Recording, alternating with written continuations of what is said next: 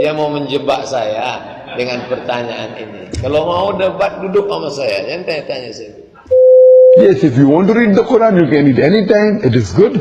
Read with understanding so that you get the guidance and you implement on the guidance of Allah subhanahu wa ta'ala. يا أيها الذين آمنوا توبوا إلى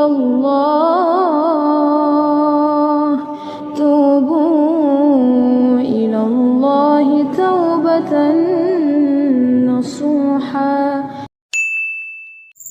Assalamualaikum warahmatullahi wabarakatuh. Alhamdulillah wassalatu wassalamu ala rasulillah wa ala alihi wa sahbihi wa mawala amma ba'du. Sahabat anak pasar hijrah yang semoga selalu dalam lindungan Allah subhanahu wa ta'ala. Kali ini sahabat ya, saya akan menampilkan sebuah video yang mana di sini sahabat ya, mungkin sahabat semua sudah kenal siapa sosok beliau ini, yaitu Ustadz Abdul Somad LCMA, yang mana beliau ini Ustadz yang sangat kondang sahabat ya. Selain beliau ini terkenal dan juga ilmunya Masya Allah sangat mumpuni tentunya sahabat ya. Namun di dalam video kali ini Ustadz Abdul Somad entah kenapa beliau ini marah dan tidak terima dengan pertanyaan jamaahnya. Bahkan sahabat ya, di sini yang mana Ustadz Abdul Somad menantang debat jamaah yang bertanya kepada beliau.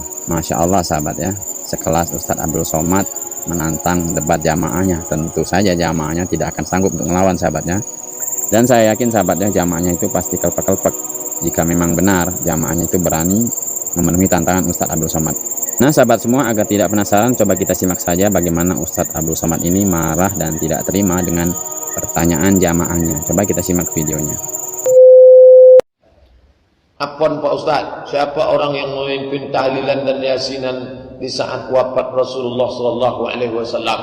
Dan siapa juga orang yang memimpin tahlilan yasinan Imam Syafi'i? Karena kita bermazhab Syafi'i. Dia mau menjebak saya dengan pertanyaan ini. Kalau mau debat, duduk sama saya, jangan tanya-tanya saya. Duduk sama saya, bawa kitab, saya bawa kitab saya. Duduk sama saya, yang pancing-pancing saya begini. Udah saya tulis buku 37 masalah populer itu lebih setahun. Kenapa tak kalian bantah-bantah? Bantah! Datang saya, yang pancing-pancing saya. Saya orangnya masih muda lagi, suka dipancing. Masya Allah sahabat ya, ternyata pertanyaan dari jamaahnya ini tentang tahlilan toh. Dan memang sih sahabat ya, pertanyaan jamaahnya ini agak-agak memancing gitu. Jadi tentu saja Ustadz Abdul Somad agak geram membacanya. Namun sahabat ya, di dalam video ini sedikit komentar saya tentang video Ustadz Abdul Somad ini. Yang mana komentar saya ini sahabat ya, tentunya Ustadz Abdul Somad ini tidak perlu marah-marah dengan pertanyaan jamaahnya. Untuk sekelas Ustadz Abdul Somad yang bergelar LCMA ini, tentunya ini pertanyaan yang sangat mudah sahabat ya. Dan tentunya Ustadz Abdul Somad ini jawab saja dengan jujur sahabat ya. Memang tahlilan itu tidak ada di zaman Rasulullah SAW. Dan ritual tahlilan itu memang sesuatu yang baru di dalam agama. Dan komentar saya terhadap Ustadz Abdul Somad ini kayaknya kurang gentleman. Tidak seperti Ustadz Idrus Ramli sahabat ya. Yang mana Ustadz Idrus Ramli ini saya mengakui beliau ini gentleman dan berani mengakui jika acara ritual tahlilan itu memang bid'ah munkaroh dan orang yang memeranginya akan mendapat pahala. Memang tahlilan ini di dalam kitab I'anatul Talibin bid'ah munkaroh, dalam sebagian lain dikatakan bid'ah makruhah. Bid'ah makruhah, orang yang memerangi akan mendapatkan pahala. Tapi persoalannya, ini sudah menjadi budaya, sudah menjadi adat, kalau diperangi malah kita yang dimusuhi oleh orang. Namun di dalam video kali ini sahabat ya, kenapa saya agak kecewa dengan pendapat Ustadz Abdul Somad ini. Jelas-jelas tahlilan itu memang tidak ada di zaman Rasulullah SAW. Bahkan Imam Syafi'i rahimahullah tegas mengatakan bahwa bacaan Al-Quran untuk si mayat itu tidak sampai. Yang mana di sini dijelaskan oleh Ustadz Zakir Naik. Ustadz Zakir Naik mengatakan bahwa acara ritual baca Al-Fatihah dan surat Yasin dikhususkan untuk si mayat itu memang tidak ada tuntunan Rasulullah SAW.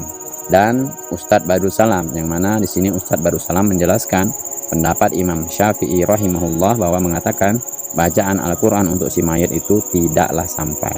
Coba kita simak saja sahabat ya, bagaimana kedua ustadz ini mengatakan bahwa acara ritual tahlilan itu memang tidak ada tuntunannya dari Rasulullah SAW. Kita simak videonya.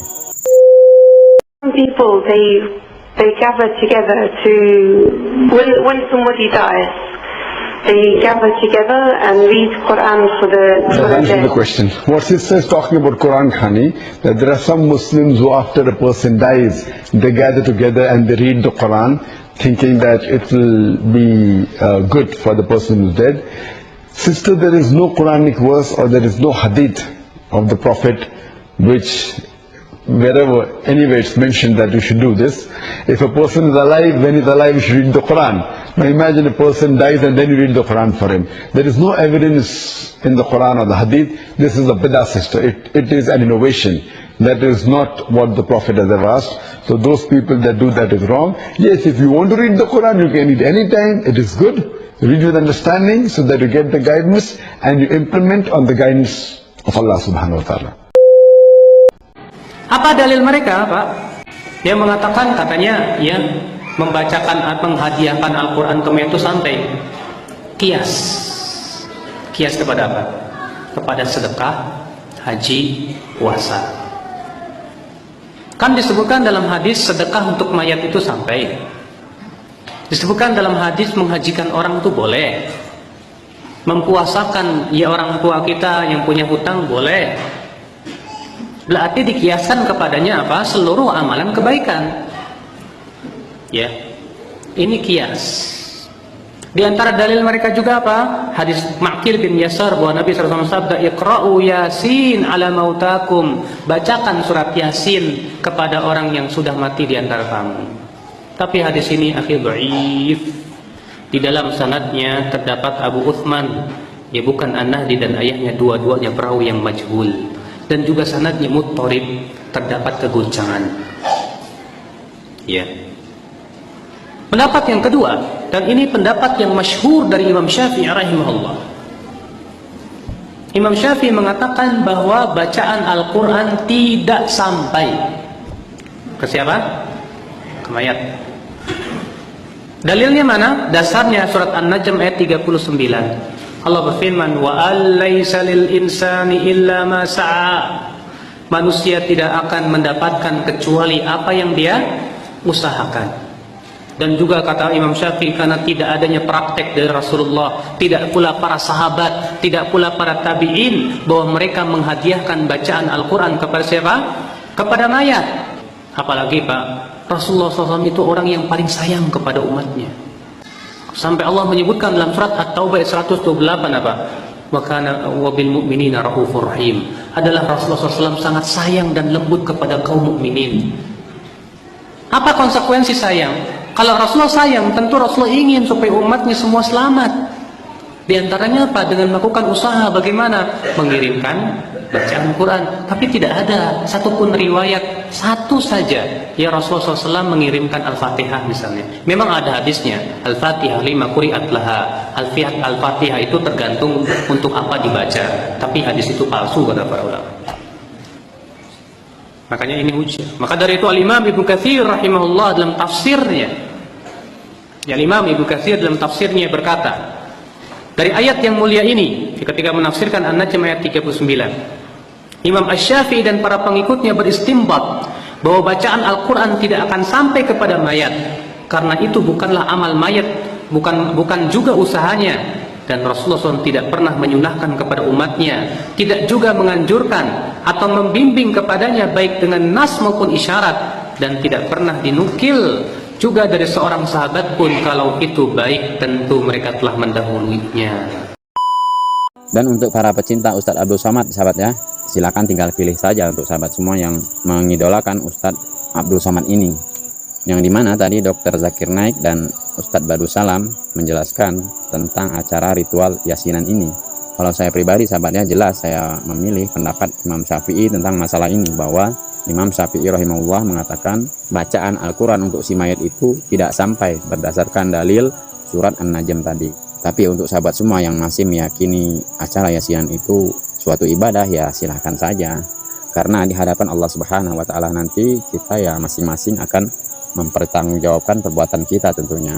Dan jelas di sini saya lebih mengutamakan dalil daripada pendapat ustadz yang tidak ada dalilnya sahabatnya, karena Rasulullah SAW sudah jelas mengatakan di dalam hadis, man amala amila laisa alaihi amruna wa huwa raddun, barang siapa yang mengamalkan suatu ibadah yang tidak ada contohnya dari kami, maka ibadah tersebut tertolak. Jadi jelas sahabatnya, dalil ini mencakup sebuah ibadah. Jika ibadah itu tidak ada contohnya dari Rasulullah SAW, tentunya pasti tertolak. Mohon maaf sahabatnya jika dalam video saya ini ada kata-kata yang salah dan menyinggung sahabat semua. Saya mohon maaf, dan kepada Allah Subhanahu wa taala saya mohon ampun. Saya akhiri, wabillahi taufiq wal hidayah. Wassalamualaikum warahmatullahi wabarakatuh.